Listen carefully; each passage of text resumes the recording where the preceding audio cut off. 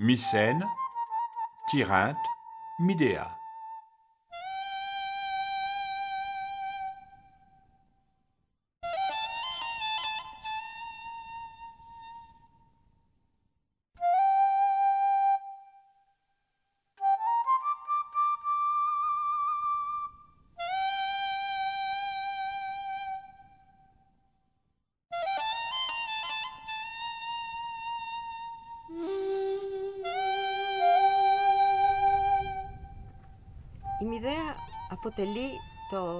Midea est le troisième centre le plus puissant de l'argolide mycénienne, après Mycène et Tirynthe.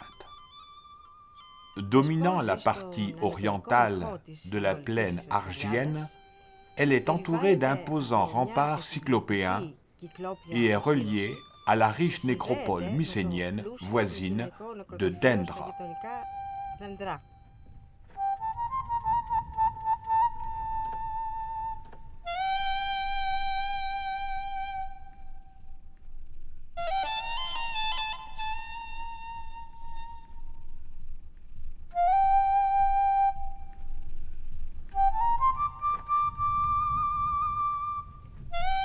Η Ακρόπολη ιδρύθηκε επάνω σε λόφο με υψόμετρο 268 μέτρα. L'acropole est construite sur une éminence rocheuse de 268 mètres de hauteur. Cet emplacement stratégique, d'où la vue est illimitée, lui permettait de contrôler toute la plaine argienne et les routes qui y menaient, de même que le golfe d'Argolide, ce qui contribua fortement à l'essor et à l'apogée de Midea à l'époque mycénienne et plus particulièrement au XIIIe siècle avant Jésus-Christ, quand elle devint un puissant centre fortifié. C'est au XIIIe siècle avant Jésus-Christ que l'enceinte cyclopéenne de Midea fut construite, à l'aide de gros blocs de pierre, comme les murailles de Mycène et de Tirynthe. Elle enferme une surface de 2,4 hectares et mesure 450 mètres de périmètre. À certains endroits, le rempart est conservé sur 7 mètres de hauteur. Mais on estime qu'à l'origine, sa hauteur atteignait 12 à 13 mètres. On pénétrait à l'intérieur de l'acropole par 2 portes monumentales faites d'énormes blocs. La porte Est, où nous nous trouvons en ce moment, et la porte Ouest, toutes deux situées à des points névralgiques de l'enceinte. La porte Est était une simple ouverture dans le rempart. Il faut cependant préciser qu'à cet endroit, le rempart est plus épais que partout ailleurs et qu'on accédait à cette porte par une rampe faite d'énormes blocs de pierre.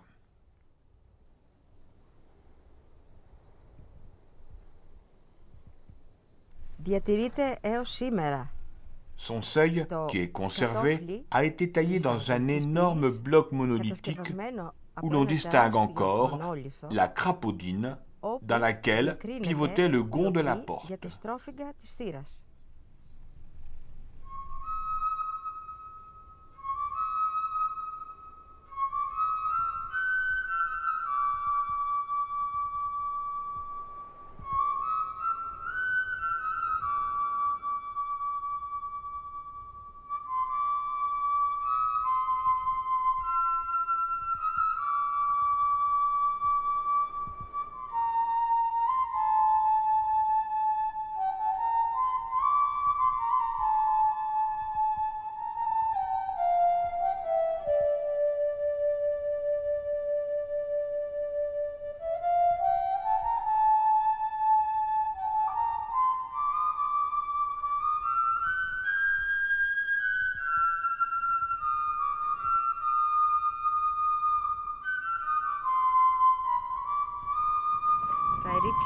Les ruines que l'on voit ici appartiennent à un ensemble de bâtiments construits en plusieurs étapes au cours du XIIIe siècle avant Jésus-Christ.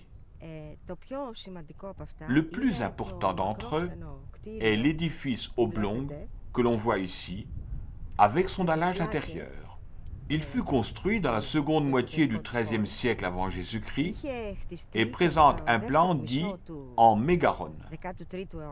Les fouilles ont montré que ce bâtiment, dans son état original de la seconde moitié du XIIIe siècle avant Jésus-Christ, devait présenter ce plan avec un foyer central entouré de 4 colonnes.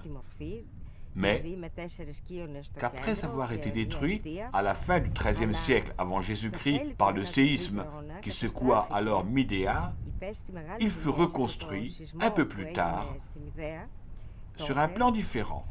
Sa largeur fut réduite et son foyer disparut, tout comme les 4 colonnes. On les remplaça par une colonnade axiale qui supportait la toiture, et l'on peut voir aujourd'hui encore les dalles sur lesquelles reposaient les colonnes, qui étaient sans doute en bois. Il s'agit là d'un bâtiment très important pour Midea, tant par sa signification que par sa fonction. Il fut peut-être utilisé à des fins administratives, mais on ne peut en aucun cas l'identifier comme le palais de Midea qui devait se trouver au sommet de la colline, comme les 2 autres palais à Mycène et à Τυρίνθα.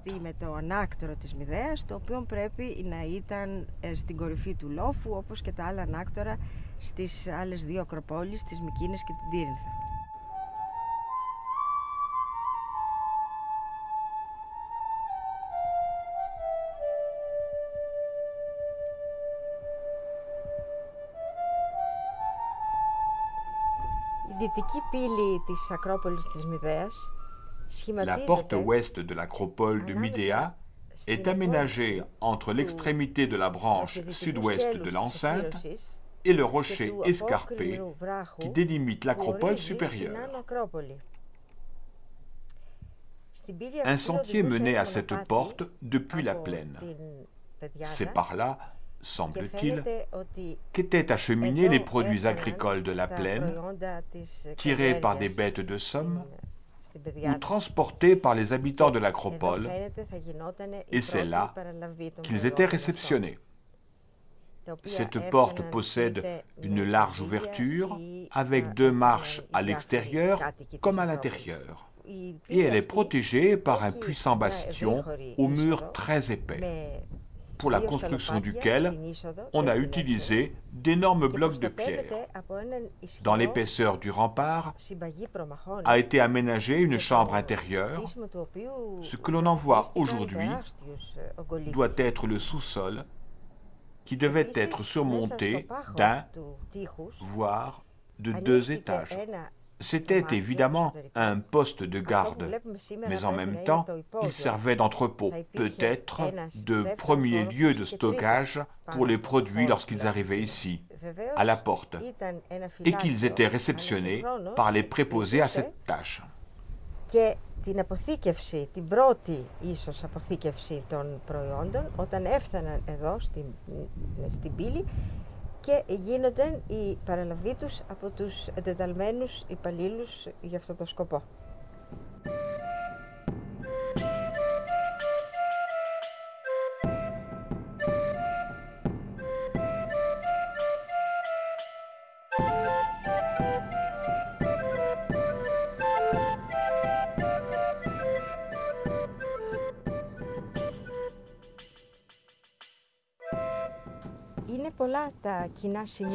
Les points communs entre les 3 grandes acropoles cyclopéennes d'Argolide, celles de Mycène, de Τυρίνθα et de Midea, sont nombreux.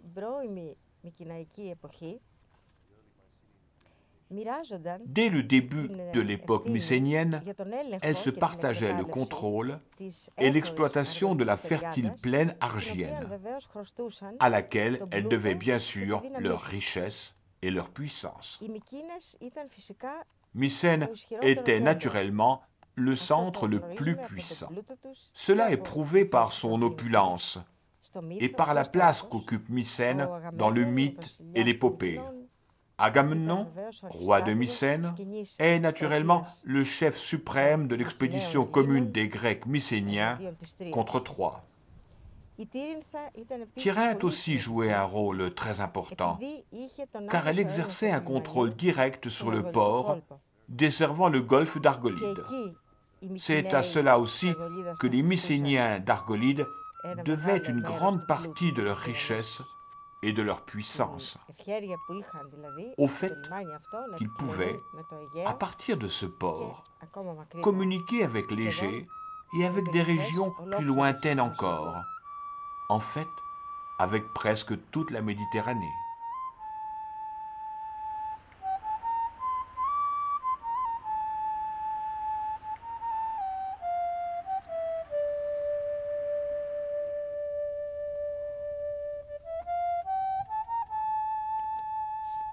Η Μηδέα είχε επίσης μία πολύ σπουδαία στρατηγική θέση ως προς την αργολική πεδιάδα. Midea occupait, elle aussi, un emplacement stratégique par rapport à la plaine argienne.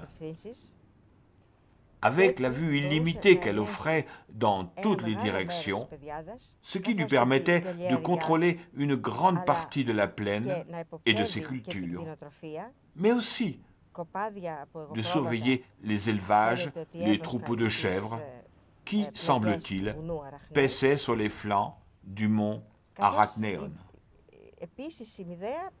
Midea contrôlait sans doute aussi la route qui passait par le mont Arachnéon et conduisait, comme aujourd'hui, à la côte orientale de l'Argolide, où devaient se trouver d'autres installations mycéniennes importantes. Les trois acropoles, Mycène, Tirynthe et Midea, furent fortifiées en appareils cyclopéens pendant la période dite palatiale, c'est-à-dire au XIVe et XIIIe siècle avant Jésus-Christ. Les deux premières, celles de Mycène et de Tirynthe au XIVe siècle avant Jésus-Christ, et celle de Midea au XIIIe siècle avant Jésus-Christ.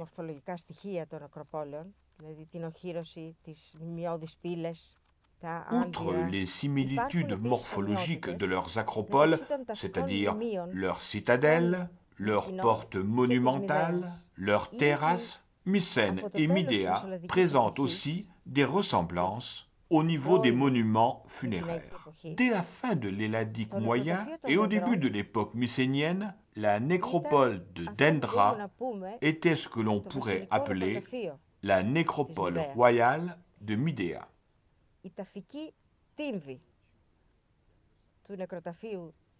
Les tumuli funéraires de la nécropole de Dendra peuvent être mis en parallèle avec les tombes royales des cercles funéraires A et B de Mycène, dont ils sont presque contemporains.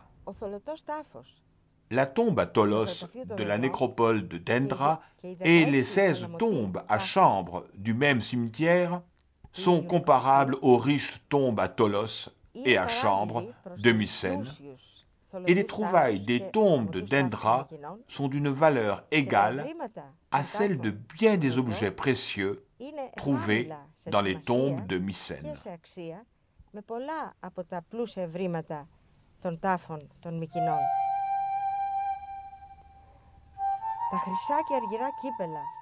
Les coupes en or et en argent, les seaux en pierre, les armes, les grands vases en bronze trouvés à Dendra sont tout à fait comparables aux trouvailles correspondantes des tombes de Mycène.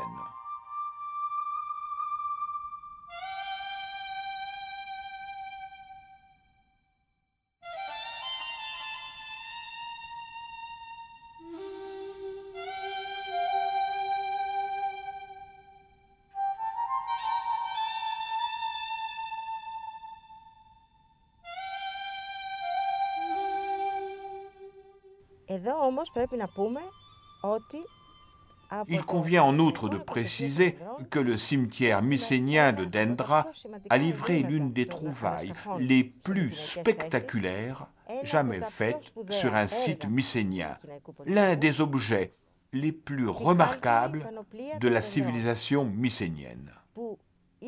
L'armure en bronze de Dendra, que l'on a pu remonter entièrement, telle qu'elle était à l'origine, lorsqu'elle recouvrait entièrement le corps d'un guerrier mycénien.